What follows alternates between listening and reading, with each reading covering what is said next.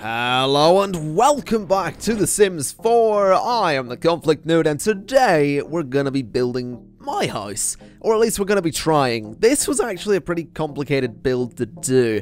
Not because my house is a big complicated structure, it's actually very basic.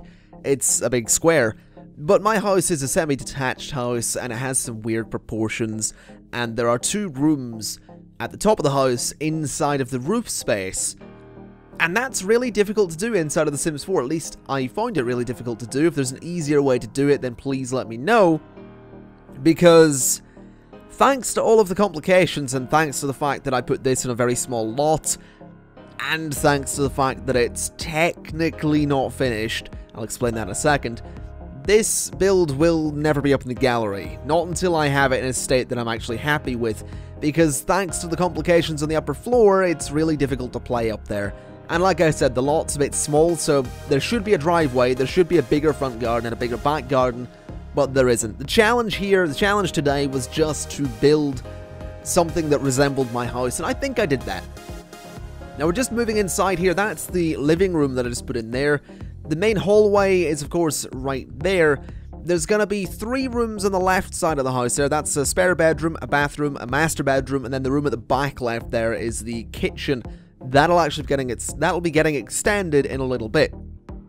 There is another little bit there that I've just put in. That's where we have a boiler for all of our hot water in the house. I do change that up in a little bit because we need a shower, and there's no real reasonable way to do it without losing part of the design of the bathroom. We'll come to that when it comes to furnishing the bathroom, though. Now, what we're doing here is, of course, adding the rooms upstairs. That's the spare bedroom in the house, and this is actually my bedroom right there, the room that I'm recording this very commentary in.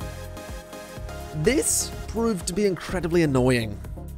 Now you'll notice there that the roof gives a wall, and if you look carefully you'll see that the wall doesn't quite match up with the wall of the room. There is a definite seam there that doesn't quite work. And that causes all sorts of problems in a little bit when it comes to putting wallpaper into my room in the spare bedroom, because it means that the wall with the windows on it winds up having to be brick. That's another reason that this house isn't going in the gallery, because it's such a mess. It really is. I'm really happy with how it turned out, but The Sims 4 is just a little bit weird with the way the rooftops work, so when I get that fixed, or if I can find a way to fix that, and do all the other things that will be in the gallery. Now, the spare bedroom actually has skylight windows, but because you can't do that in The Sims 4, I just put 2 windows on that wall there. That wall actually doesn't have any windows on it in real life at all, because that's the wall that joins my house to the other house. That's just a fun fact for you right there. Going ahead and adding all of the doors in right here. Of course, the door to the bathroom, master bedroom, kitchen, spare bedroom, and living room there. Everything comes off of the main hall, and here we are just extending the kitchen area a little bit. A good few years ago we had a conservatory built onto the house, and I believe last year, maybe a little bit before that, I'm not quite sure, we had a wall knocked through and everything extended, so the kitchen was just one big long room. And it's pretty nice looking, except it's not that big whatsoever, so that will be changing in a little bit. In fact, the whole house will be coming in one on the right side there later on in the build, because it was just a little bit too big. Anyway, going about here, adding in all of the windows. Of course, that was once a conservatory, so everything needs to be made of glass. This changes a little bit. I wasn't quite sure what windows to go with here. It turns out there's no short door that has glass above it, so it sort of looks a bit weird there, and I'm not entirely happy with that. If I'd made the rooms a bit taller, I could have got a door that this worked with, or I could have used a double door, but that's not really accurate to the house itself. And that's sort of what I went for throughout this entire build. It's not identical to my house, but it's about as close as I'm gonna get inside of The Sims 4. I think I really want DLC, not DLC, I want an expansion pack. Like, it's DLC, but I still call them expansions. I really want some expansions for The Sims 4, just so I can get more stuff and actually make my house look right. because all of the windows, literally every window, is wrong, except for I think the bathroom one. I think it's pretty much the only window that's about right. Every other window is completely wrong, and that really, oh, it drives me insane. There's not enough windows at all. There really just isn't enough windows. They all look really strange on this house, and it kind of makes me think that it might just be an issue that all of the architecture and windows and stuff like that, it's not really got any real European influences. Maybe little bits of it do, but I say European, it's a very UK style, my house. It's not very American at all, it's not very European, it's very kind of stereotypical to what you'd see in a UK suburb, so I suppose that makes a lot of sense, and it would sort of explain why there's nothing that quite works for my house. So yeah, it would sort of make sense. Just adding in the fence around the back garden there. Like I said, it would go back a lot further. There's also no single gate for this fence, so I have to use a double one.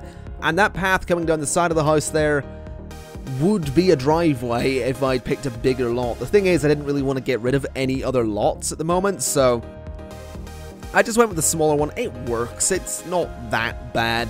Like I said, I'll probably move this lot onto a bigger, or move the house onto a bigger lot at some point and go from there. Anyway, any second now, we're going to be moving inside to start furnishing the house a little bit and just putting all of the various interior decorations about. I think the first thing I do is add in all of the lights to the house in the places that they go. At least the standing lights, the wall lights, and the ceiling lights. Pretty much as accurate as I could be to what we really have in the house, except for the bathroom, which has, I believe, 5 little spotlights, but spotlights don't exist in the world of The Sims, so I went with the 2 terrible ceiling lights. We also have this in the kitchen. I thought about putting something on the walls there, but I realized there's nothing particularly accurate to what we have in the house, so I sort of avoided that. I added the lights that we have in my room and the back room, as well as on the landing there, and I considered doing this little outcropping here for where the fireplace is going to go, as well as the paneling there. That outcropping will be deleted later on because the fireplace sits out way too far. But I would like to take you back to another build we did, Everest Cottage, because I mentioned in that build that the paneling on the walls in the cottage was inspired by my house in real life. That's what I meant. That paneling along the wall in the living room there is about as accurate to what we have in real life, so I figure, you know, it sort of works. Also, I changed all of the walls, all the white walls, to, I think it's called Paradise and Plaster, or something about plaster. It's just plaster, but it has more of a texture than just straight up white paint, and I really liked it, so it sort of worked. There we go, adding in the slightly cream color that we have, sort of off-white color that we have in the kitchen there, and it came time to add in all of the wooden floors about the house as well. My room has a slightly different wooden floor, the back room has a carpet, the kitchen has tiles, the bathroom has tiles, and inside where the boiler is also has a wooden floor, I think. And then it came time to start putting in the walls, and this is what I mean. Look how bloody difficult and awkward this is to do the walls in these upper rooms. You literally cannot do those exterior walls anything other than brick, otherwise it's gonna change the entire roof. Also, there's no ceiling for some reason. I don't know why. I have no idea what's up with that. It's incredibly annoying, and I would love to see it sorted. Or, if I'm just an idiot and I've done it wrong, please tell me. Please tell me there's a way to fix that, because I really can't stand it. Anyway, here we go, adding in all of the furniture. We have some lovely dark green sofas and chairs in real life, but you don't get dark green leather in The Sims 4 apparently, so we went with the light green there, which looks absolutely terrible. Of course, adding in something for the TV to sit on there, a nice table and a nice big TV for the living room. We do have another table by the window, but you couldn't really get that in The Sims 4. It doesn't quite work, and as much as I adjusted the TV, it wouldn't sit central, so that's kind of... I end up scrapping it and going for a smaller table, and then eventually the smaller table goes as well because I have to shrink the room a little bit. It just really didn't work. So this is sort of what I mean by my house has some weird proportions. It does not translate well into The Sims. It didn't translate well into The Sims 3 or The Sims 2 or The Sims 1. I've tried building my house in all of them, and it's never never really translated all that well.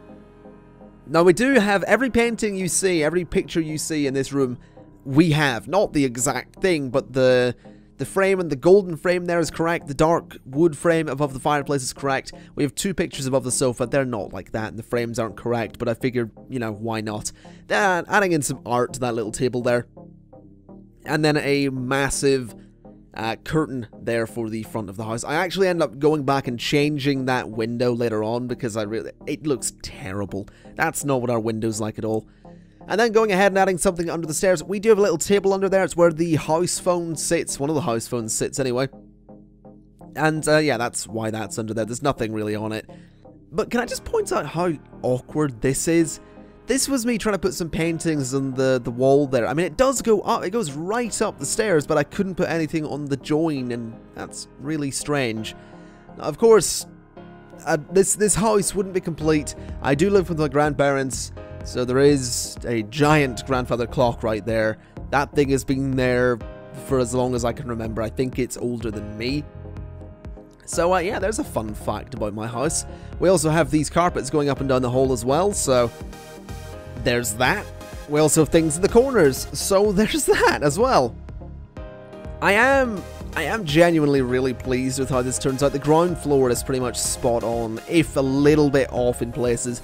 For example, this room is a little bit bigger than this, and the bathroom's a little bit smaller, but I can't really... If you could do half a tile for walls, this would be perfect, but you can't do that, so I suppose it's not exactly perfect.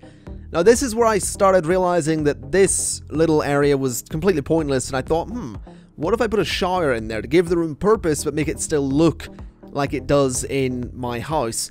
And then I thought, well, our shower is actually part of the bath. It's kind of like this, except all red. So I decided to get rid of the door, and I'm going to put a shower in that little area.